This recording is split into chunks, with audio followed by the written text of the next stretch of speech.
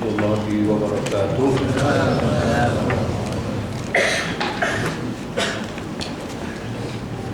Nahmaduhu subhanahu wa ta'ala wa nashkuruh wa nusni alayhi wa nukabbiruh wa na'udzu billahi min shururi anfusina wa sayyiati a'malina.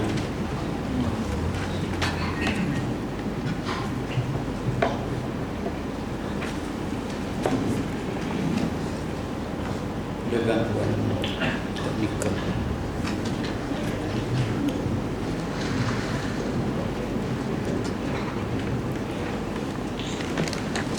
Muslimin muslimat yang dirahmati Allah sekalian, tajuk yang tergantung yang belum sampai kepada puncaknya, tajuk riba. Riba satu nama besar yang diterima pakai dalam sistem keuangan dunia yang disebutkan dengan interest basis. Bagi hutang kepada bank ataupun simpan duit di bank, bank meniagakan duit itu, dia bayar balik kepada kita dengan tambahan interest faedah. Tapi interest itu bagi maksud riba, bukan faedah bagi maksud ada guna. Faedah tidak dilanggar dalam Islam, yang dilanggar dalam riba. Saya terangkan yang senang kita faham supaya jangan pergi kepada teknikal.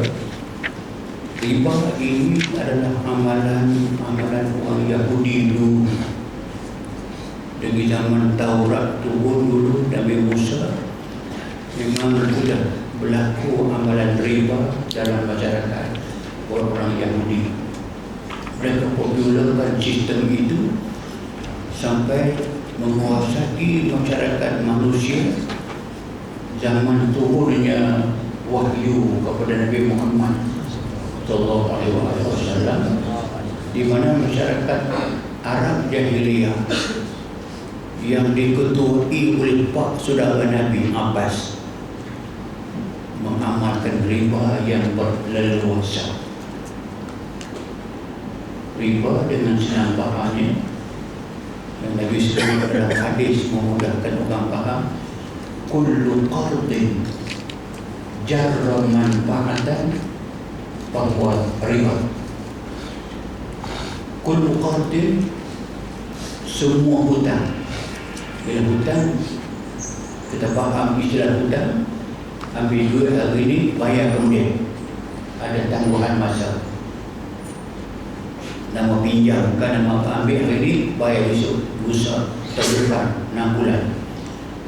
Apa sahaja yang diberi qardin, hutang, bayar kemudian. Masa bayar itu, orang yang membagi hutang itu mendapat manfaat, dapat kepentingan, dapat tambahan. Riba makna tambah. Itu adalah riba. Nak senang lagi faham, halu. Senang faham. Halu, hutang 1,000, ada tempoh masa, itu riba. Bagi tempoh masa, dibayar balik dengan gandaan yang teruk. Dari 1,000 naik 2,000, 2,000 naik 4,000, 4 naik 8,000, 8 naik 16,000, 1,000 boleh naik sampai 16,000. Itu faham, itu riba. Ataupun kita istilah lama itu kita panggil dengan cati. Cati ni ada cati haram, mana ada cati halal, mana ada cati halal. Samsu haram, samsu halal. Dan jadi bagi pinjaman uang kepada orang, masa tertentu kena bayar dengan gandaan ataupun dengan tambahan. Tambahan itu riba. Itu dipanggil riban bi'ainihi. Satu lagi yang terlibat dengan riba juga ialah pajak gadai. Ada dua pajak badan. Satu pajak badan konvensional,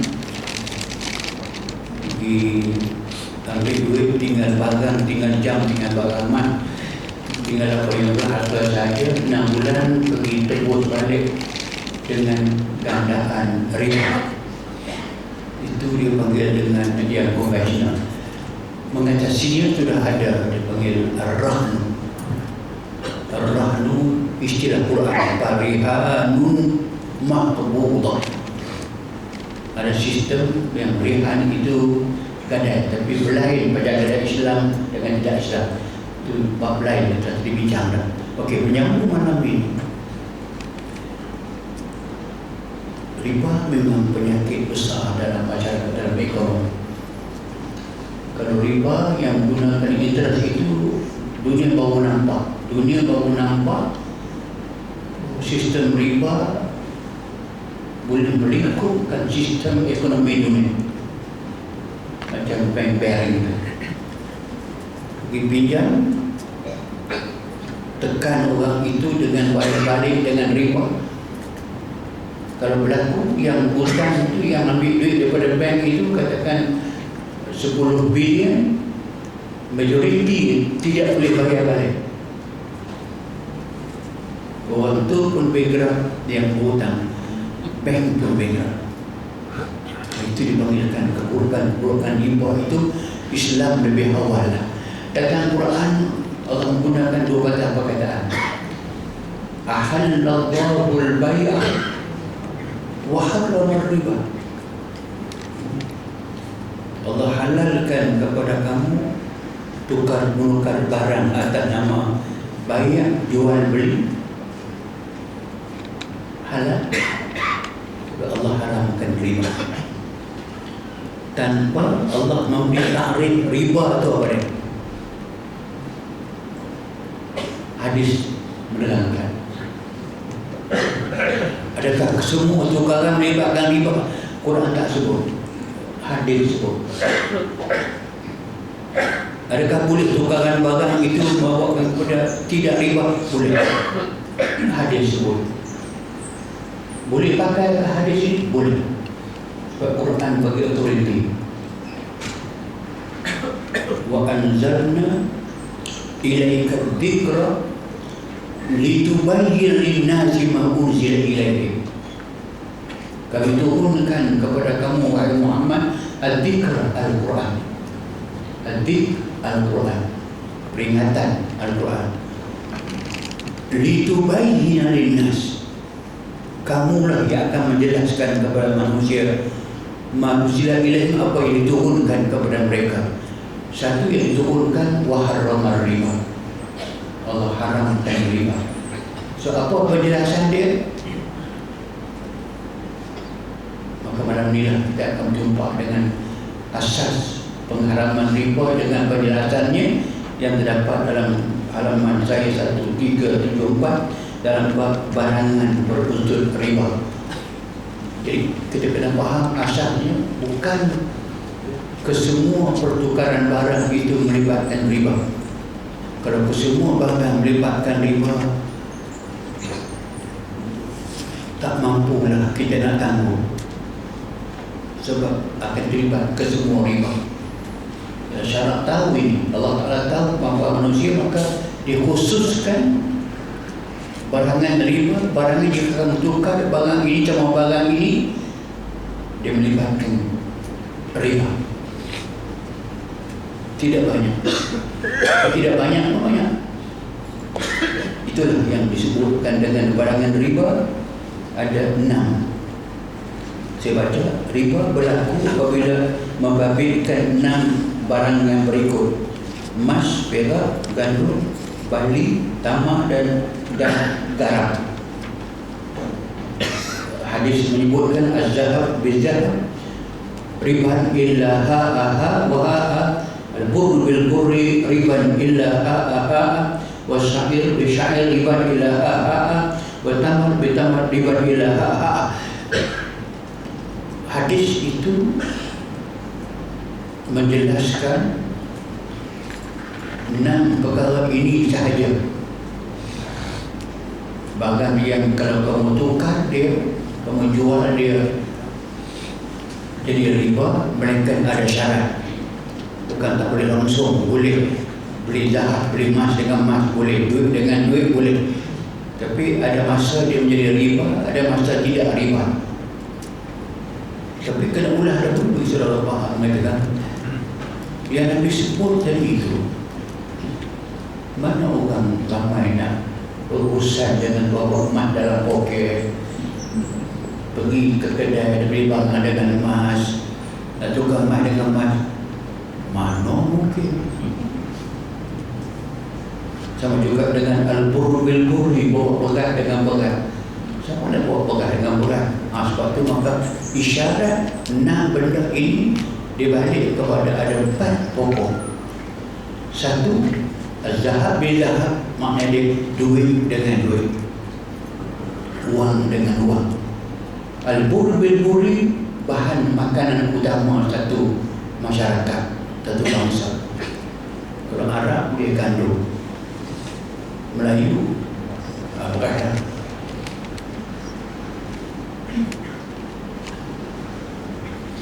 Tamar bin tamarin, buah-buahan.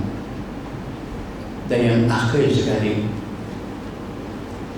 al-malhu, ialah garam. Nak tukar garam buat apa? Dan garam ini rupanya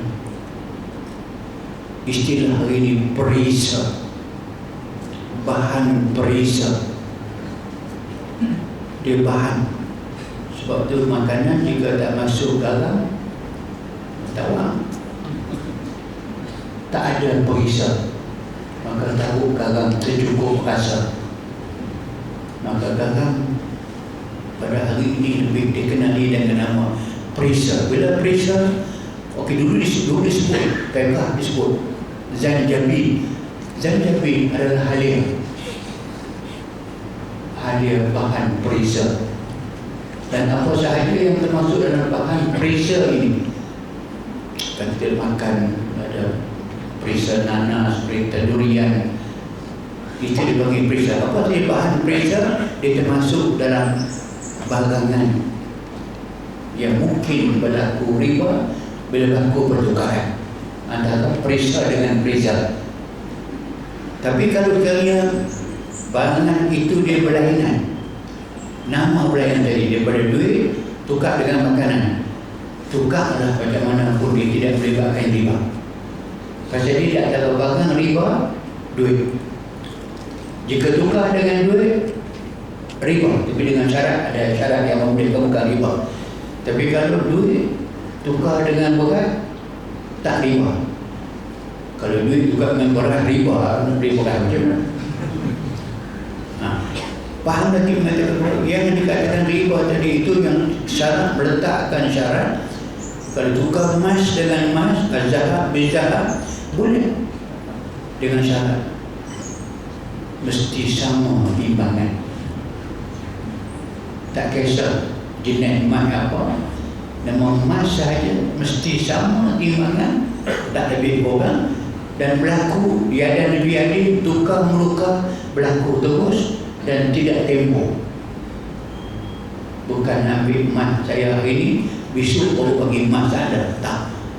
Seketika ini ada sama barang, sama timbangan, berlaku dalam majlis dengan serah menyerah terus dan tidak ada tempoh masa, maka boleh dibagi, tidak berlaku riba. Tapi kalau berlaku lebih, bagi 100 gram tukar dengan 110 gram, yang 10 itu riba, maka dia tidak boleh. Tapi kalau berlainan jenis, tadi kita kelompokkan 6 itu kepada 3, kepada 4. Ada orang buat 2 saja. Jadi kelompoknya duit, kelompoknya makanan, kelompoknya buah-buahan. Buah-buahan pada kita ini bukan makanan yang mengenyangkan. Jatuhkan anggur dengan anggur, datang makan tengah hari dengan anggur, dia dessert saja. Okey, sebab itu dia termasuk dalam buah-buahan. Kalau aku tukar buah-buahan yang kena, yang sama buah-buahan tukar bagi sama buah-buahan. Dan yang akhir sekali adalah perisa. Kalau berlainan, tukar perisa dengan duit, tak apa, lebih kurang boleh, tak ada masalah. Bertanggung boleh. Itu dia kata izah tak penting. Babi masyitu. Bila bukan satu jenis sahaja menjual lah, belilah, maka dia tidak mengapa. Itu asas kepada kepahaman makna riba ini. 6 jenis barang tadi itu al-zahab, bizahab, emas, perak, logam, gandum, bali, tamar dan gagal. Semua barangan ini ada dinyatakan dengan jelas oleh nas hadis. Al-Bukhari, Muslim dan lain meriwayatkan bahawa Rasulullah SAW telah bersabda, az-zahabu biz-zahabi. Sampai habis nas, ia bermaksud emas dengan emas adalah riba, kecuali secara ambil mengambil. Dan kalau tukar emas dengan emas juga adalah riba. Mereka kalau kamu tukar sama timbangan, yadan biyadin, terima menerima, maka dia bukan riba, boleh. Gandum dengan gandum adalah riba, kecuali secara ambil dengan ambil. Boleh tukar gandum dengan gandum, jual gandum dengan gandum, syaratnya mesti sama. Jika lebih, itu nama riba al-fadli, tak boleh. Dalam majlis, tangan-tangan terima, tangan memberi. Bali dengan bali adalah riba, kecuali secara ambil mengambil. Dan tamar dengan tamar adalah riba, kecuali dengan ambil mengambil. Dan pada kepada dalam riwayat yang lain disebut al-warid bizahab riban illa ha'an wa ha'a.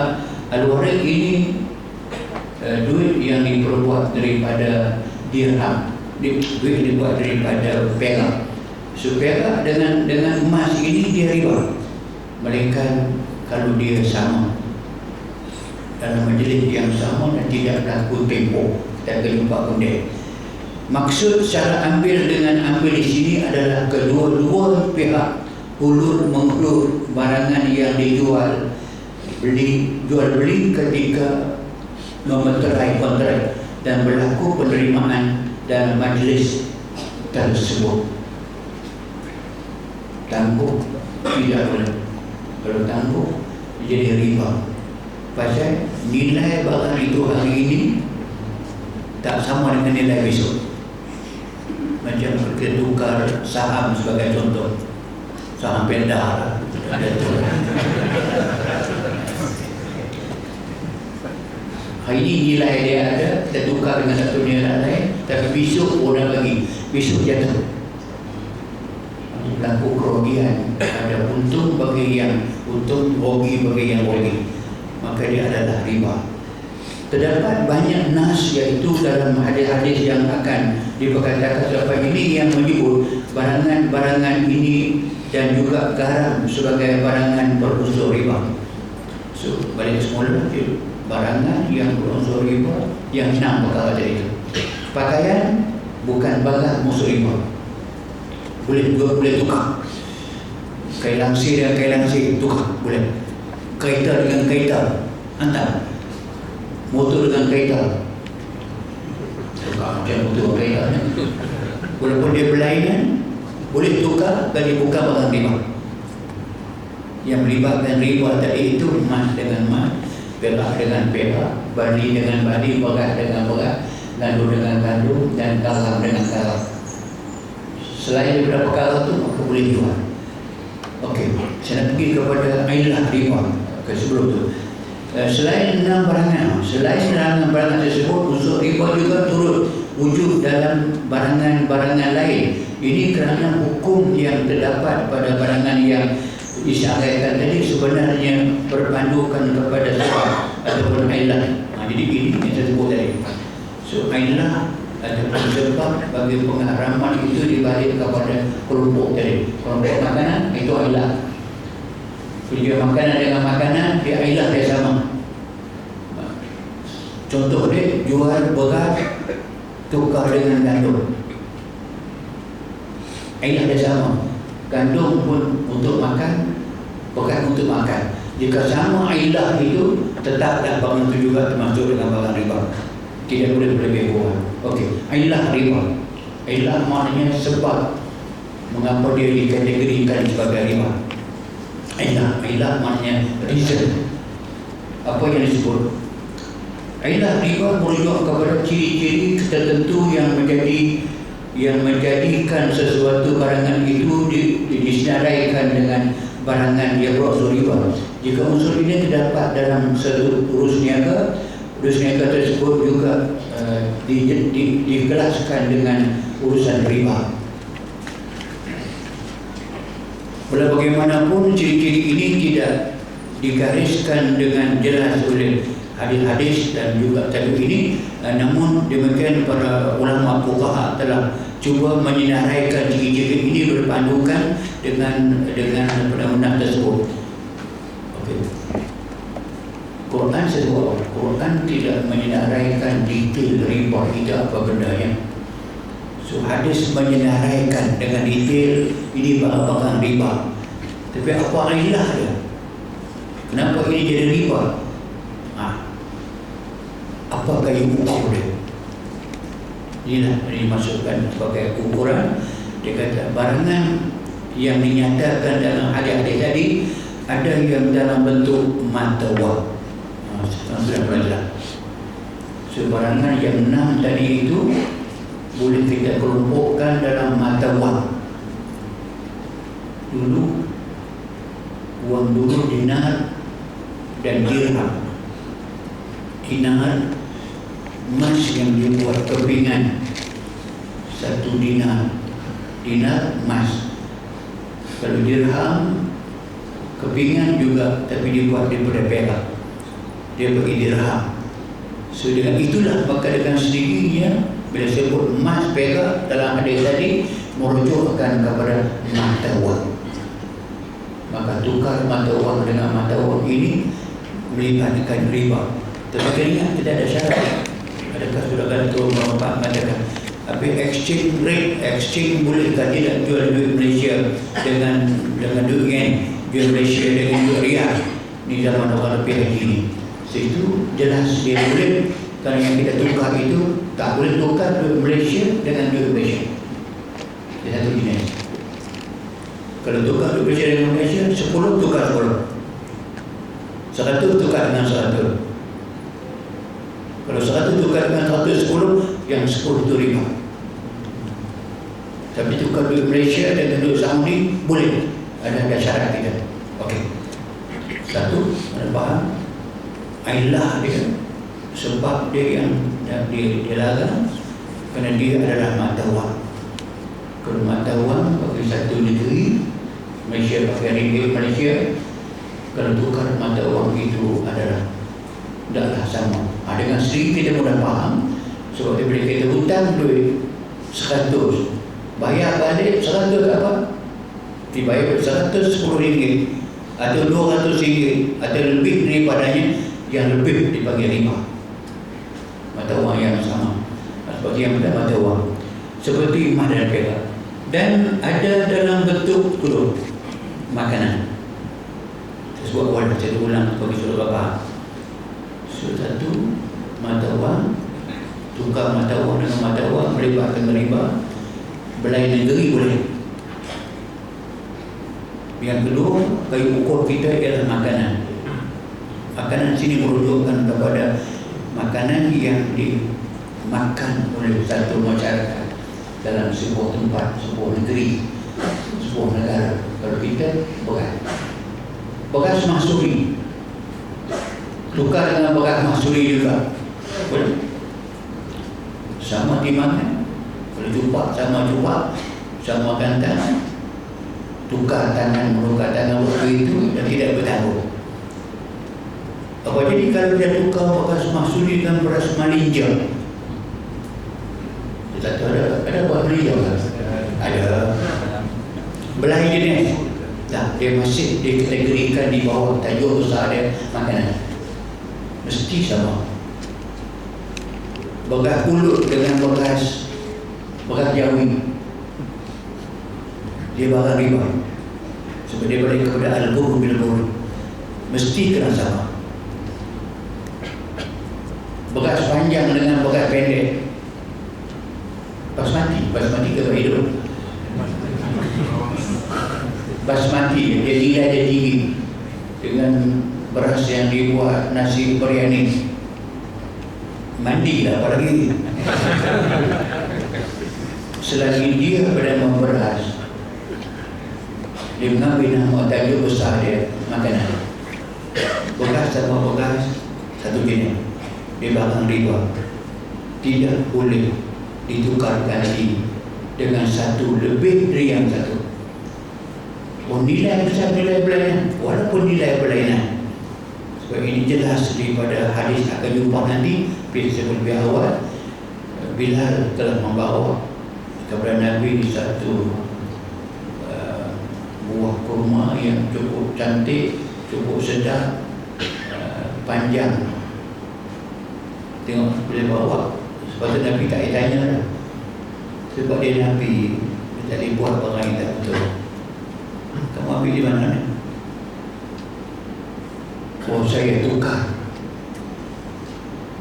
kurma saya 2 gantang, pergi tukar dengan segantang yang ini.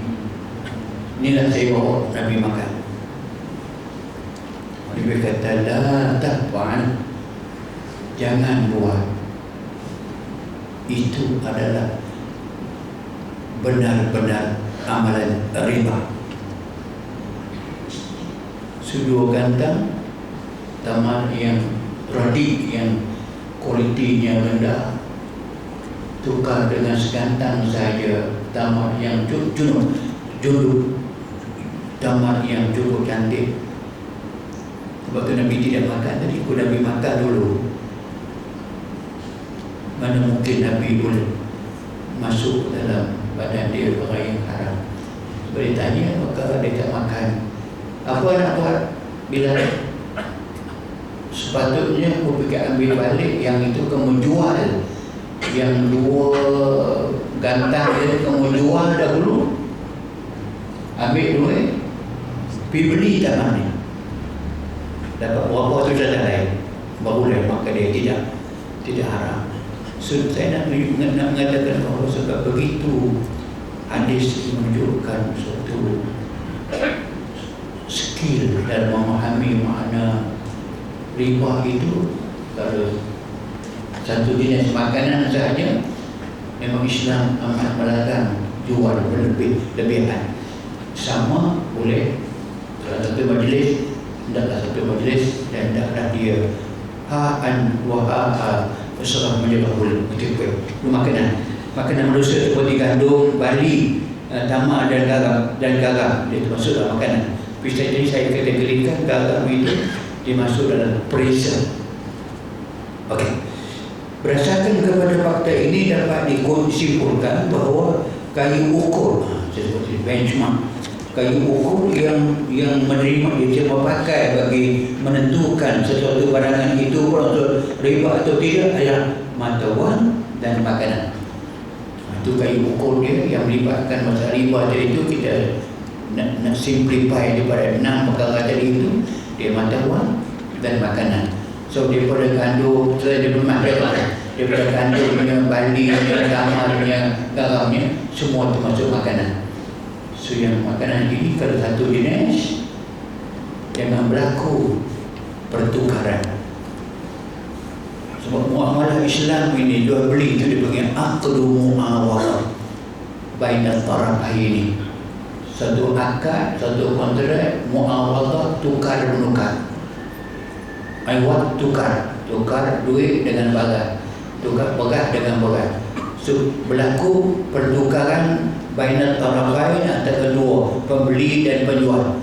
Kalau berlaku itu pada barang-barang riba, maka tertakluklah kepada yang ini. Kalau makanan taklah kena sama, kalau mata wang taklah sama. Kalau mata wang, saya ulang balik, mata wang yang berlainan negeri maka boleh ditukarkan dengan berlebih orang. Tapi syarat utama dia tetap unjuk mengunjuk. Macam kita bawa duit Malaysia pergi kepada money changer, bagi duit kita, dia kata dia bagi terus duit dia dalam satu majlis, maka dia boleh bagi duit Malaysia hari ini. Dia kata datang ambil petang, dia sudah habis datang petang, itu riba. Sebab exchange murah. Tapi kalau datang besok, bukra tak asyik, dia riba. Yang tak riba, bagi sekarang, dia tukar sekarang dapat balik. Kita jalan itu pakai bukan riba. Kalau tukar kali itu mendapatkan riba itu, keliling makam Nabi itu tukar duit itu, keliling Kaabah itu segala macam orang tukar duit ada. Maknanya dia boleh dengan syarat tadi. Okey.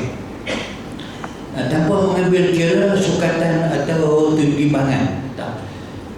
Yang penting sekali bila berlaku tukaran bagi bahan yang nama duit, mata wang, tukaran bagi bahan yang nama dia makanan, itu takluk kepada darah dia sama dan berlaku tukar menukar, tangan menghulur, tangan menerima, maka tidak mendapatkan riba. Kesimpulan, segala urus niaga yang membabitkan mata wang yang berlandaskan emas dan perak seperti mata wang yang diguna pakai hari ini dikategorikan sebagai barangan berunsur riba, dan segala urusan dengannya boleh membabitkan riba sama seperti emas dan perak. Itu asalnya begitu. Tapi kita punya pecahan dia diberikan juga dengan segala makanan yang biasanya dimakan oleh manusia yang dikategorikan sebagai barangan berunsur riba, dan segala urusan dengannya boleh membabitkan riba, sama ada makanan tersebut adalah makanan utama seperti nasi kan berat seperti berat lah, dan jagung, itu jagung pula. Nasi itu dah berat yang telah dijadikan nasi, tapi asalnya adalah berat lah, tak apa boleh faham. Dan jagung yang dipadankan dengan gandum dan barley ataupun buah-buahan seperti kismis, buah tin dan sebagainya yang dipadankan dengan tamat ataupun sebagai makanan preserve. Preserve. Garam tadi itu dibalik kepada apa jenis saja yang termasuk dalam preserve di barangan riba. Tukar secara sama. Atau untuk keperluan makanan dan badan seperti halia, mastik itu jenis tumbuhan khas yang ada di Syria dan sebagainya yang lebih dipadankan dengan garam.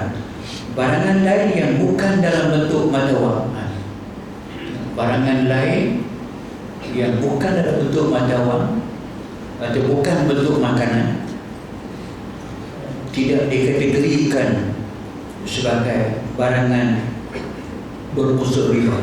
Antaranya logam, selain daripada emas dan perak, pakaian, ya apa saja, kereta, rumah, pemetik api, bahan bakar dan sebagainya, itu bukan riba.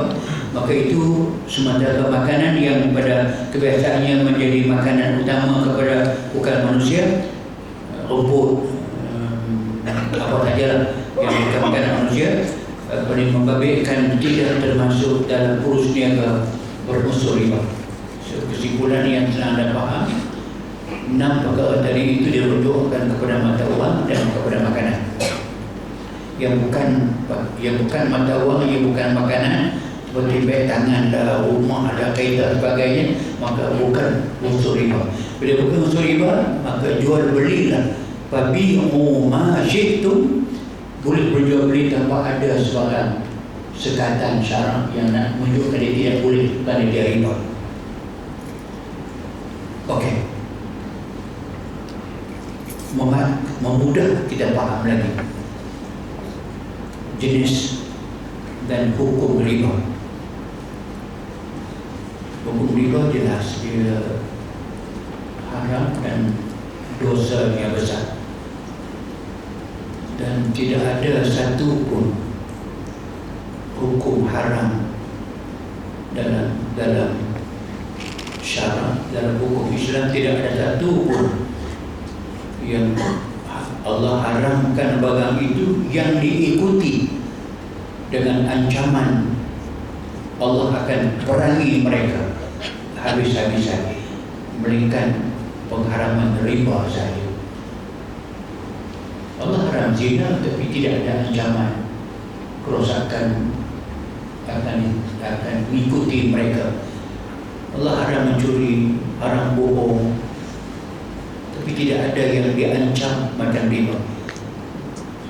Sebab riba dia kata bila wadharu ma baqiya min riba in kuntum fa in lam taf'alu fa'dhanu biharbin min Allah wa Rasul. Kamu kena tinggal berhenti saki bagi riba. Maknanya jangan ada amalan yang berunsur riba walaupun sedikit, jangan. Fa in lam taf'alu, kalau ke masjid kamu degil, kamu tak ikut apa yang Allah Ta'ala perintah haramkan riba, fa'dhanu. Allah mengisytiharkan, ketahuilah kamu biharbin min Allah wa Rasul. Peperangan Allah akan lancarkan ke atas kamu. Peperangan ekonomi atau peperangan yang maksud balak demi balak turun. Itu saya kata, saya ulang balik poin ini bahawa memang hatta dosa syirik pun Allah tak ikuti dengan ancaman. Kalau kamu syirik juga, aku hancur di kampung ataupun aku turunkan balak. Dia tak kira. Tapi bila menghitam riba ini, dia jelas sangat maksud Fa'dhanu biharbin min Allah wa Rasul. Sebab tu hadis mendetailkan tentang nama dan jenis dan hukum riba saya jelaskan dia tetap haram, dan haramnya pula haram yang diikuti dengan ancaman. Adapun dengan jenis-jenis riba, ini senang saja, dia senang membayar. Ada 3 jenis amalan riba dalam masyarakat dahulu sampai hari ini, dan ketiga-tiga ini masih reliable. Satu dipanggil riba al-fadli. Saya suka faham tadi, betul balik nanti baca. Tak baca dah balik. Saya mengaji dulu, saya lebih suka tak terikat dengan hukum. Tengok bicara tu, dia bercakap faham betul, faham dia tu. Balik buat baca tentang baru faham. Kalau main tengok buku sedang bicara ni, main baca nota dia. Saya baca memudahkan orang tidur tu. Kita tak tengok mata orang kita sama, penuh khusyuk. Okay. Yang mengajar pun tidur sama. Sebab tu saya kalau boleh naik elak, dia boleh menggunakan tak melainkan kita rujuk ke. Okey, yang ini senang. Ada 3 jenis riba. Satu dia punya riba al-fadli, 2 riba nasibah, 3 riba liyadi. Istilah-istilah ini memang biar bagi ahli ilmu apa ya, jadi tafsirkan, tapi kita faham 3 semua jenis. Tapi memudah kita faham. Riba al-fadli itu riba bayar lebih daripada yang diambil. Tak kira sama ada masa tukaran itu berlaku ataupun bayar kemudian. Al-fadli makna lebih. Senang faham lagi, hutangnya 1000, bayarnya 1000 sahaja. Itu riba al-fadli. Riba itulah yang paling banyak dipakai oleh masyarakat manusia. Malah sepatutnya semakin maju manusia ini, riba itu semakin berkurangan. Kemudian kerajaan bagi duit pinjaman kepada katikan kerajaan, disebut dalam itu we have to pay the interest of 4%. Itu dah riba. Kita mengharapkan bila maju ruang perniagaan makin luas, duit makin banyak, hasil makin banyak, kuranglah daripada 4% ke 3%, kurang 2%, kurang 2%. Akhirnya tak payah ambil langsung faedah daripada itu. Dia dipanggilkan dengan al-qardul hasan. Al-qardu hutang, al-hasan yang cantik, yang baik. Apa qardul hasan? Dia susah bagi dia pinjam, dia bayar balik dengan tidak ada tambahan. Kita mengharapkan begitu. Tapi macam mana boleh dicelahkan? Saya sebut dicelah dalam sistem yang begitu rapi dan sebagainya, dengan adanya pinjaman kerajaan, pinjaman apa semua, wujud alung tengah-tengah. Dan ribanya bukan berat, dia membunuh orang. Saya pun tahu bukan orang susah saja pinjam alung dan orang. Seorang toke dia kebetulan saya tahu dia bukan dia Melayu, dia Cina hutang alung 1 juta.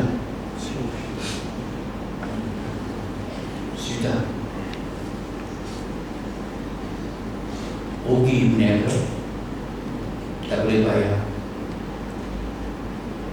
ditutup oleh alung dengan cara dia sebagainya. Akhirnya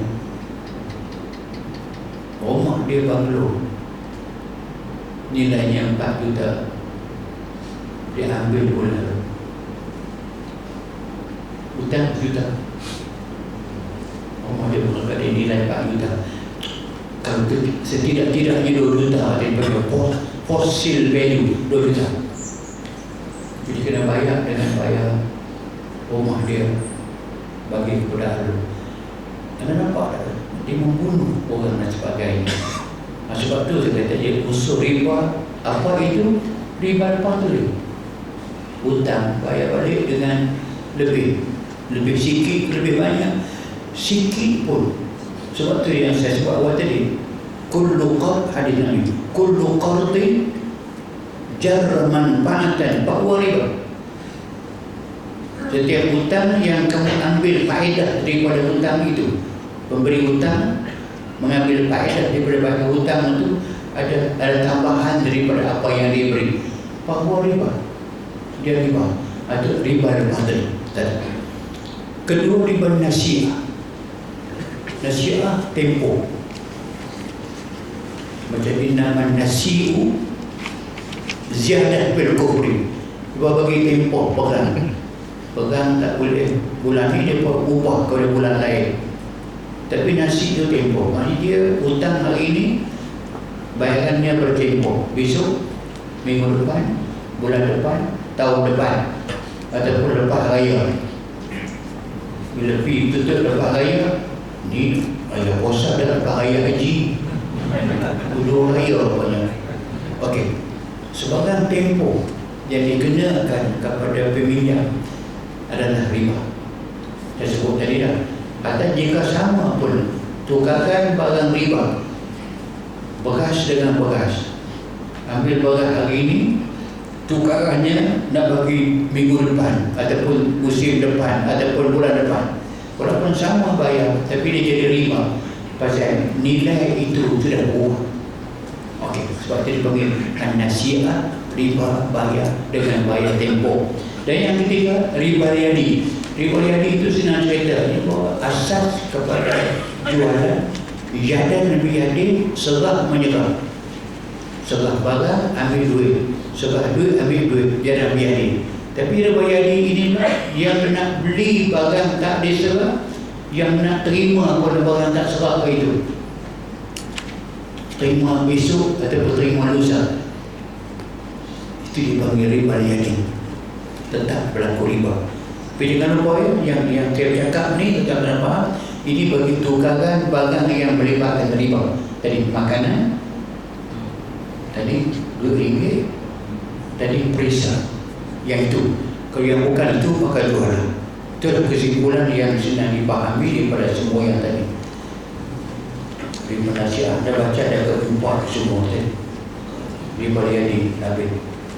Lepas tu saya nak lompat, ada yang saya tak perlu baca dan dia merupakan luxury sangat dan dia kena guna dengan kita pun untuk amalan hidup kita ini daripada halaman daripada kaedah menentukan barangan sama jenis atau tidak, ini tidak perlu sangat kepada kita sampai habis. Masuk kepada bab baru itu, jual beli barangan berunsur riba dan syarat-syarat bagi membolehkannya. Okey, ini tajuk yang saya rangkau Tak payah baca bab itu, kita baca bab jual beli barangan berunsur riba dan syarat-syarat yang membolehkannya. So, tentulah saudara faham sangat. Saya ulang sekali supaya saudara faham. Barangan unsur riba 6 tadi. Mata wang, perlu dikaskan mata wang, makanan dan perisa.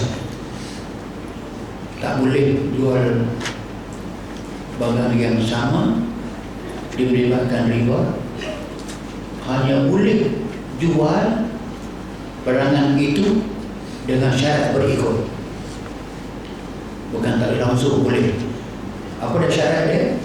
Semua barangan berunsur riba yang kami nyatakan di atas, kami nyatakan ilah pengharaman, kadar timbangannya dan jenis-jenisnya banyak digunakan dalam urus niaga dan bentuk katangan. Dalam pada itu Syaitan Subhanahu wa Ta'ala datang untuk memudahkan dan meringankan segala. Maksudnya kalau tak boleh langsung menyusahkan manusia, tak ditukar beras dengan beras, menyusahkan manusia.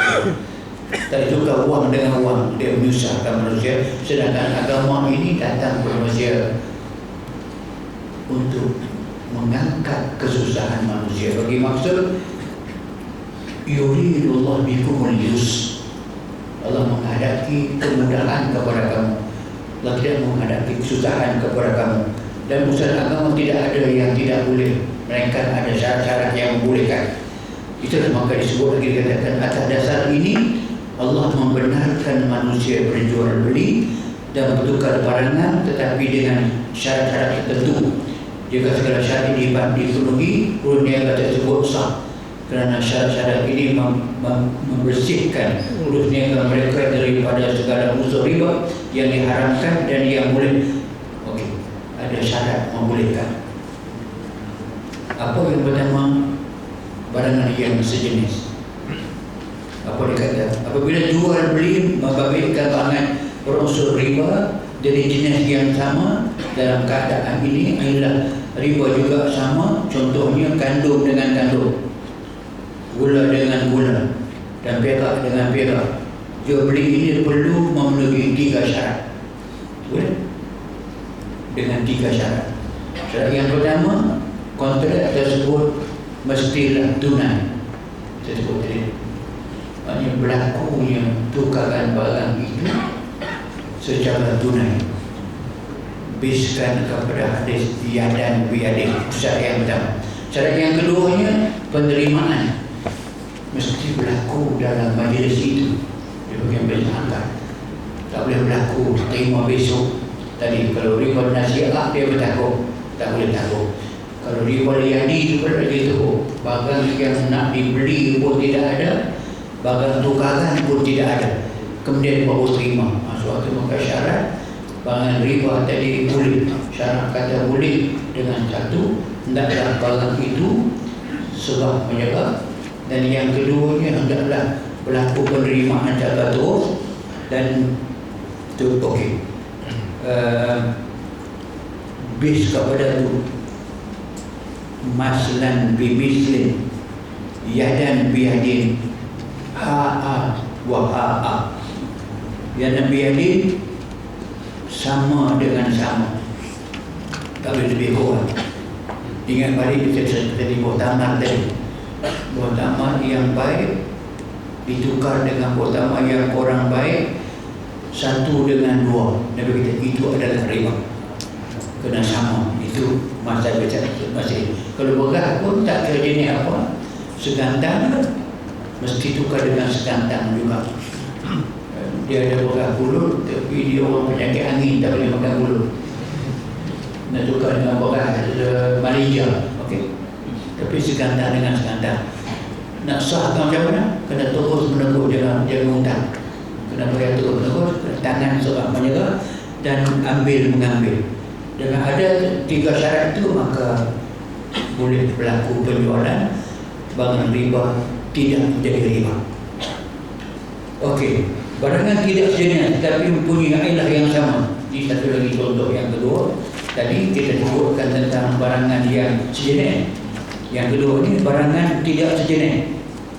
Barang sejenis, makanan semua makanan. Duit dengan duit. Bagangan yang tidak sejenis, duit, emas perak.